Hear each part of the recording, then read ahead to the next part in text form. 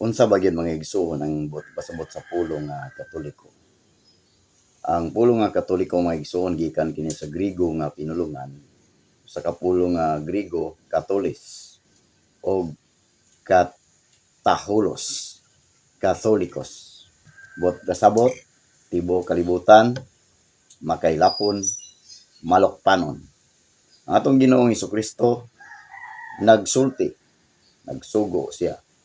Mabasa sa San Mateo 28:19 ngadto sa 20. Nagingon, busa panlakaw kamo ngadto sa tanang katawhan sa tibuok kalibutan og himua sila nga akong mga pinunan og bunyagi sila sa ngalan sa Amahan og sa Anak og sa Espiritu Santo. Og tudloi sila pagtuman sa tanan nga akong gisugo kaninyo.